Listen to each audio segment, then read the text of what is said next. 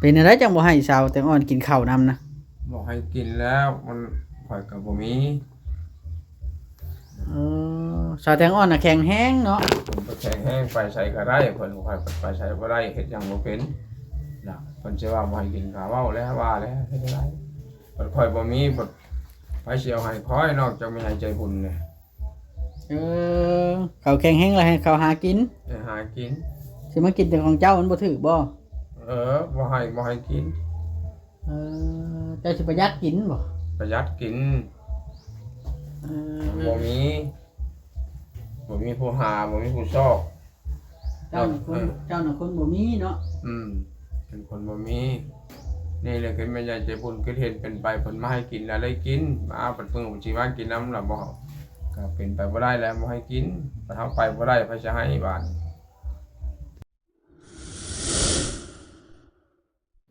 ฝากติดตามเบาโอลิแหน่เด้อพี่น้องเบิดสุปูสุคนนะพี่น้องเนาะเปิดภาพขึ้นมาก็อยู่เพื่อนทันหมอเด้อพี่น้องสบายดีเด้อพี่น้องสบายดีพี่น้องเบิดสุปูสุคนเบิดสุมองสุบอนพี่น้องเบิดสุมองสุบอนสุมองสุแจมื้อนี้เป็นมื้อวันที่31เดือนธันวาคมปี2025เนาะก็คือเป็นมื้อใกล้สิปีใหม่มื้ออื่นก็เป็นปีใหม่แล้วได้พี่น้องเอ้ยเนาะก็จะได้ก็ขอถือโอกาสนี้สุขสบายดีปีใหม่เบิดสุปูสุคนบ่ว่าสิ FG ฝั่งไทยฝั่งลาวพอฮักแม่ฮัก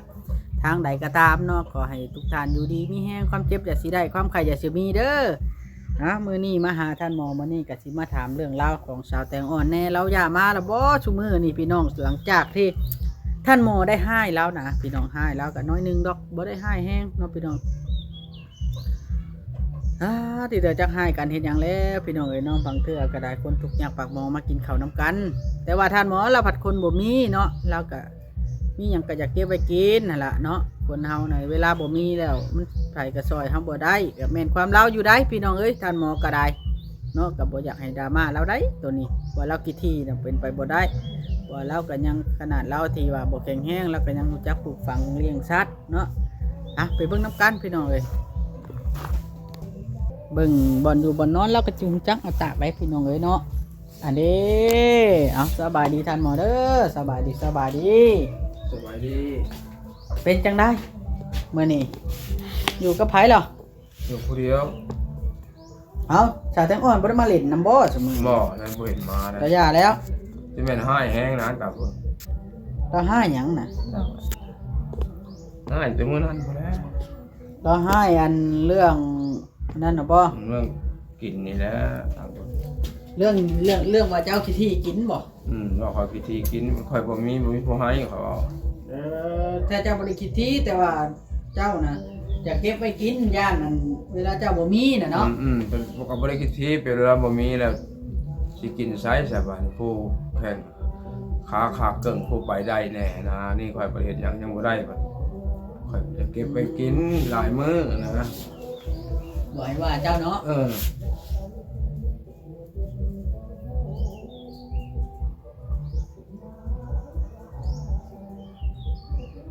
ว่าเจ้าบ่ได้แม่นความบ่ได้เจ้าก็บ่แข็งแร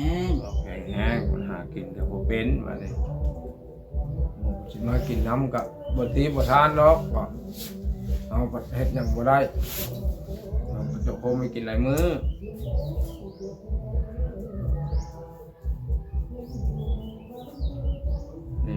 อยู่ผู้เดียวพ่อแม่กับบ่มีอาศัยไปกับบ่ได้แหละมื้อนี้แหละ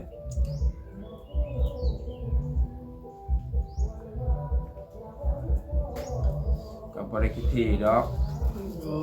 แสดงว่าเราบ่ได้มาเลยตั้งแต่มื้อนั้นบ่บ่ได้มาได้ถึงมื้อนั้นพุ่นได้ตามมื้อนี้แหละ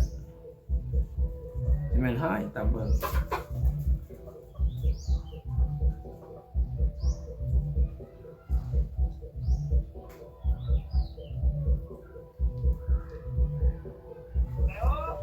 ฮัลโหลอลี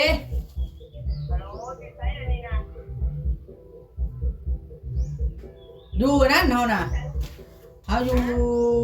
บ้านนี่แหละเฮากำลังสิออกไปเวียกอยู่โพนสว่างเฮาน่ะมันให้ยืนยันแล้วบ่ของเจ้าน่ะ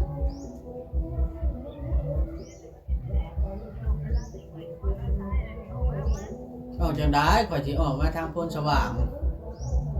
กลางเว้นพุ่นแล้วข่อยสิออกไปทางนั้นเพราะว่ากลางเว้นน่ะข่อยสิโค้งไปทางพุ่นนะข่อยคิดว่าสิออกทางโพนสว่างแล้วโค้งไปชิโนไปสวรรค์แล้วก็ข่อยสิโค้งไปทางเฮือนชาวนั่นเด้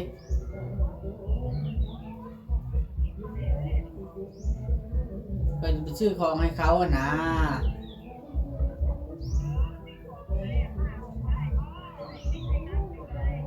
แม้มันหลายวิทางคุกหลายทางดิมันลัดบ่ได้อะนะ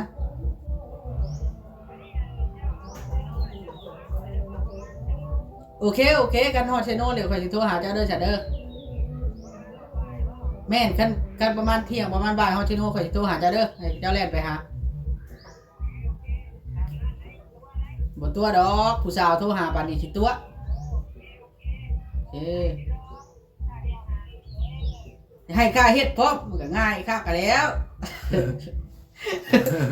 เว้าหยอกหมู่คู่เขาโทรมาเขานัดให้ไปเฮ็ดเวียกให้ที่เถิดเนาะท่านหมอเนาะเว้าไปเฮาใช้แล้วปืนสาแตงอ่อนก็ได้ เห็นมาเลยได้ บ่เห็นมาเลยว่าเจ้าพิธีเนาะ ว่าพิธีแล้วผมมาใกล้ ใช่ลาดเจ้าบ่ ใช่แล้วว่าพิธีก็มาแล้วเฮ็ดจังได๋เอาก็บ่มี เจ้าบ่มีเนาะบัดเจ้าบ่มีกินใช้เนาะ บัดบ่มีมาบ่มีผู้ยืนไหนบ่มีไผยืนจักเทื่อนอกจากแม่ใหญ่ใจบุญนั่นแล้วบ่อยู่ลีเอ้ย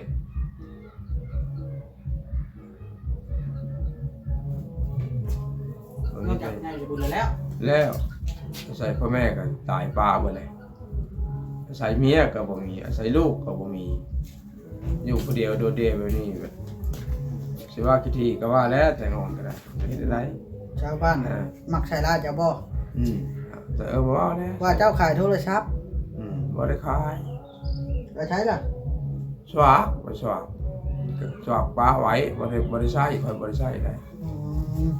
พอยังบ่า แปล ย ว่ากลางคืนน่ะใช้ตอนเละกลางเว้นล่ะบ่ใช้ได้เนาะ ใช่ค่อยบ่ได้ใช้สวากค่อยป้าไว้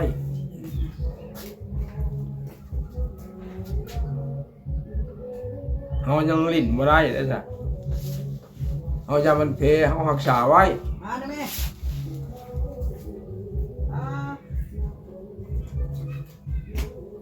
ตัวหาบอกว่าเปล่ามาเนาะจอยได้เนาะ เพราะว่าอยู่บ้านน้อยเนาะบ่แม่นอยู่บ้านใหญ่พุ่นตูนดังเนาะโอ้แมลงนี่นอนบ่ได้แล้วบ่หลับเลย เสียงเพลงนะ เห็นเปิดไปก็นอนบ่ได้แล้ว งามอันนี้เสียงก็ยังให้เขาเฮ็ดในคอยได้ให้กว้างๆชำนี่จะได้หนาชำนี่ เลื่อนนี่ก็มี6แสนใหญ่ได้เอาบ่ อยากได้ 6แสนได้มื้ออื่นโอ้แมลงนี่ค่อยบ่ได้บอกมันออกมาเจ้าเมืองแมลงนี่ก็ได้เต็ง6แสนใหญ่ได้เต็ง เขาจะเอาไว้เขาอยากได้ขามันจำได้เขาจะให้เป็นตัดลงให้เพราะเขาจะเอาไว้ให้ไปไหว้ล่ะให้แม่ข่อยนอนนะเวลาแม่ข่อยมาเล่นอยู่เพื่อนล่ะเกิดเราอยากนอนเลยก็ให้เรานอนเตียงเราข่อยมีแล้ว เมืองเตียงนั่นน่ะพอดีงาม6แสนใหญ่ได้ เพราะว่าเตียงน่ะปกติเตียงนอนน่ะก็สิตีขอบไม่ตีขอบพื้นน่ะพอดีใส่บ่นอนเอาไว้มันรุดนะ เตียงตัวจุนัยได้จ้ะ ข้างว่าตัวนั้นก็ ตัวจุนัยได้คักพอดีนอนนั่นแหละ ใหญ่กว่าบ่ช่ำบ่ตัวนี้ใหญ่กว่าบ่ ลื่นนี้ รถบอสแกได้บ่ ได้ไข่บางกว่า เพราะว่ารถบอสน่ะไปสิไปอยากได้มืออันนั้น มันยังใหม่เลย ไปอยู่มันอยากถึงอยู่แต่เขาได้สั่งอะเนาะ สร้างบัดมันน่าได้ มันนานได้เนาะวันถึกอยู่แต่ว่ามันน่ะได้สั่ง ได้สร้างไข่บางกว่ายังใหม่เด็ก ซุ่มก็หลายเนาะซุ่มกันเนาะ อืม เฮ็ดอะไรละบัดนี่หางลิงเจ้า ป้านี่แหละผลแล้วก็จะมีแปลงใหม่อีก ให้ปื้มมาแปลงให้เนาะ วิทยุใช้ได้ติวิทยุนะ ได้อยู่ได้อยู่ของมันเบิดแบตแต่มันสว่างจ้าพังละป้าไว้ สิได้ครับสิได้มันพังโอ้ยมันตาย ขับมาเฮือนเนาะทันหมอเนาะ ฮะ ขับเฮือนจะเนาะ ล้ม แน่นเนาะ ล้มก็บ่เลยตีเลยเขานอนในมีแต่ล้มอยู่ฝ่าตาดอยู่นอกว่าสิพัดบ่มีที่จะดีเลยคงมันบังไว้เบิดเลยเด้มันบังไว้เบิดแหละ ลูกไอ้ลั่นบ่เรามาเฮ็ดสู่จะกิน อืม เจอแล้วมาแล้วมาเนาะ อืม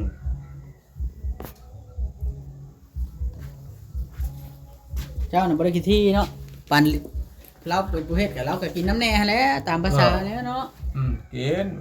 มือมันยาวมันกินมันบ่ยาวมันกินน้ำเวียดแล้วมันมา เวียนนี่บ่ อืม รับจ้างเขาบ่ มันมานอนนี่มาเช้ามันนึ่งข้าวแล้วมันไป แต่เก้ามีคนแรงมาขออยู่นํเจ้าเนาะ เดี๋ยวบินน่ะลุงกำไสเนาะ ตายลุงกำไส ตายลันทำสายตาย ยังลุงยังหมอลัน ทำสายตาย บ่แพ้จ้ะเนาะ จะทูบุญคำบุญสู้จะทูเพิ่นเบิ่งลูกบ่ได้ไปบ่เป็นว่าเพิ่นเว้าเนาะเพิ่นเบิ่งแล้ววะลุงผมใส่ย่างงกๆเลยไปผ่าตัดมาเดี๋ยวตาย ย่างไปบ่ ย่างเราย่างขึ้นรถไป ไปแบบโกโก้เลย ไปโกโก้เลยไปพาก ลับมาแล้วตาย มันเขาออกมาจากห้องผ่าตัดเราเป็นแล้วรถนะเขา ช็อกว่ะ ท่านบอกเอาก็ได้ก็เลยมาตายอยู่บ้านแล้ว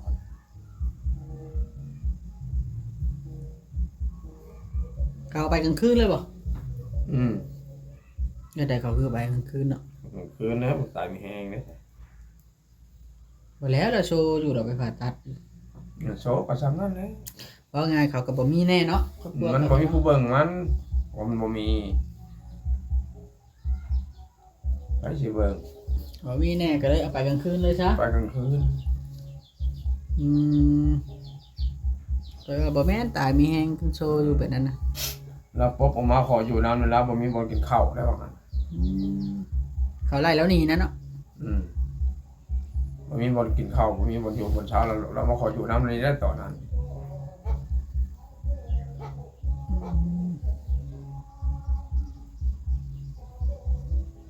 แต่ว่าเราก็บ่ได้ใช้ไล่เนาะ ได้ผักบุรพาเราปลูกบุรพามะฮุ้งเราปลูกไว้ คิดเห็นแล้วได้เนาะ เราปลูกไว้เราไปอยากก็กินเรา คิดเห็นแล้วแล้วเราก็เคยอยู่นำคนเฮาเพื่อสิเกิดมาพอกันเนาะ โอ้ยเกิดเพื่อพบกันบุญบ่มีจังบ่ได้พ่อ เคยว่าคนเฮานี่เกิดมาเพื่อตายป้ากันเนาะ คนให้มาเผาโลกคนน่ะคนนั้นเผาโลก เผาโลก มาให้เผาแผ่นดินเผาเมืองผ่านเผาโลก บ่ให้มันหกเนาะ เผาเผาโลกของหับเอาดิเผาโลกน้อยก็ตายใหญ่ก็ตาย เท่าก็ตาย เต่าก็ตายนุ่มก็ตายหับเอาเลยจ้ะ มันก็แบบเป็ดแบบไก่นี่แหละคน ของคนตะกี้ได้ยินแต่พอว่าให้หลอกคาบว่าบ่ปากเท่าก็ตายบ่นุ่มก็ตายบ่ บ่ปากบ่ มือโคอันไหน คนน่ะบ่ลอกคาบคนเนาะ ตายสัตว์สาว่าสิ่งแต่อันตายเบิดอยู่ในโลกนี้ไม่มีไผยืนนับแต่เกิดมาว่าสัตว์ไม่นี่ก็เกิดขึ้นกันหรอเกิดมาจะเป็นดินนี่คือการไม่กันเนี่ยตายเบิด ไม่เกิดมาแล้วล่ะหายไปเนาะ มันตายนะไม่มีเกมมันชนะปลูกดินคือการหมู่มันยังนะไม่มีก็แล้วนี่มันตายหมดนะอันนี้ลำนั่งก็ตายลายได้ไหมกันนี่เป็นบ่ไม่ดอกไม่ยังมัน ตายลายแล้วคือกับคนน่ะชุมยังก็ยังชุมตายก็ตายหกตายบ่ว่าหมดกำหนดพวกลงหักเขายังก็ตายไปพญาติเขาก็บอกว่าก็ตายไปคน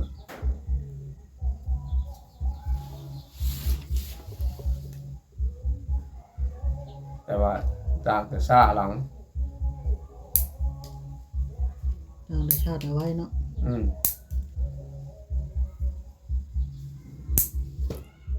ไปบุคคลทุกคน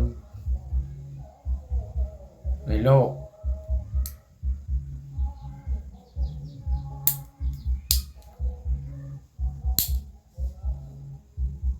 นานว่าได้บ่บ่เนี่ยถ้าบ่บ่ได้ดิ อืม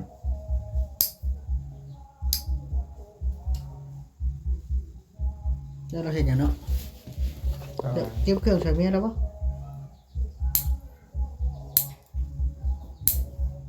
มืออื่นมาแล้วเราจังมือเนาะบอกแมลงบอก มีบุญบ่ มาขายเครื่องเด้หมดหลองแล้วก็แมลงเขาก็งั้นแหละ บ่ดอก งั้นได้แมลง บ่แม่นบ่เดี๋ยวงานแต่คืนนี่ อ๋องั้นแมลงนี่แหละ เขาเฮ็ดอีหลีอร่อยเนาะเลยเนาะ มืออื่นเช้าเขาก็ขางัวเลยผูกแขนเลย นี่ก็ห้องกระต้มบ่ อืม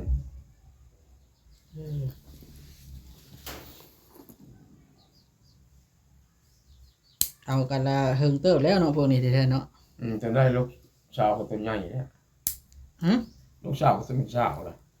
จะได้จังแต่งกันใช่นะ แต่งไงขัดโหง บ่ได้ให้บอสเอาแนวมาตัดผมให้เจ้าเนาะ ตัดอยู่แล้วทงปีนี้แปลว่าปีหน้าทงปีหน้ามันคือหรือโยกปีใดจะได้ เขายันบ่นี่ โยหลายปีน้องแล้วน้องลงตาแล้วเอาบ่แต่งบ่แปลงบ่เป็น ย้อนพิธีปิดคอง อืม เออเจ้าพี่จังหยังล่ะเนาะท่านหมอ แล้วตัดอยู่กับผมเลยผมก็ต้องมาตัดให้มันคัน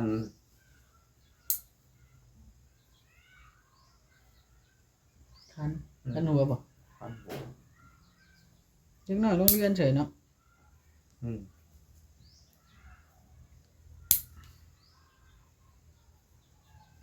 แล้วก็ไก่มาเป็นหมูแล้วไก่เนาะหมูไก่ก็กินเป็นไก่เฉพาะป่ะ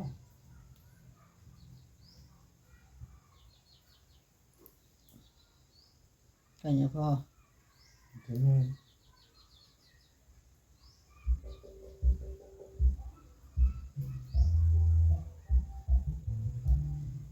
เปิดเพลงเฉยเนาะ อืม เบิ่งสิปล่อยแต่เฮิงแล้วบ่ไก่ ก้อยของเรา เด้น้องไก่แล้ว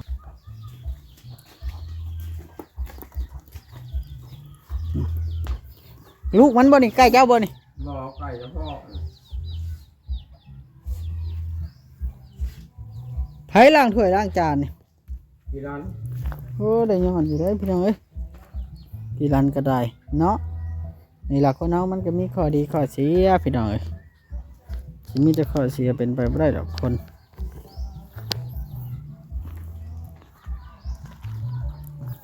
นี่จะเป็นพัก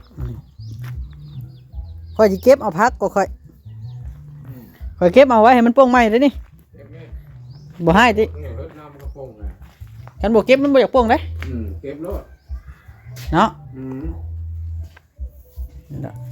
เก็บพักตามหมอก่อนว่าถ้าบ่บอสนานมาลีบ่บอสเนาะ อืม โอเคเด้อบัดนี้พี่น้องเอ้ยที่เราบ่ให้กินก็บ่แม่นดอกว่าเรากี่ที่เราบ่มีเวลาเจ้าบ่มีแล้วมันบ่มีผู้ปั่นเจ้าน่ะบ่ท่านหมอ โดยมันมีผู้หายมัน แล้วเขาน่ะแข็งแรงอยู่เนาะเขา บดแข็งแห้งเขาประเทศยังบ่ได้ เดี๋ยวเที่ยวมากินแต่ของเฮา บ่ให้กิน บ่ถือแบบนั้นติ อ่า ผู้แข็งแรงว่ามากินของคนบ่แข็งแรงเนาะ มันบ่แข็งแห้งบ่ให้เขาบ่มีจะไปเอาน้ำไผจ้ะวันนี้มันเบิดเป็นข้าวก็เบิดเป็นเดี๋ยวกินก็เบิดเป็นบ่ให้ บ่แม่นสิกินของคนบ่แข็งแรงเนาะเออ สิแม่นเครียดให้ตอนนั้นแหละจะบ่มาไกลตามผมก็อยาก มาเลยบ่เป็นหยังพี่น้องเอ้ยเนาะก็อยู่พายุมันเนาะโอเคเด้อพี่น้องเบาอีหลีสิได้ขอตัวก่อนบัดนี้ฝากพี่น้องเป็นกำลังใจให้คือเก่าคือเดิมพี่น้องเอ้ยเด้อสบายดี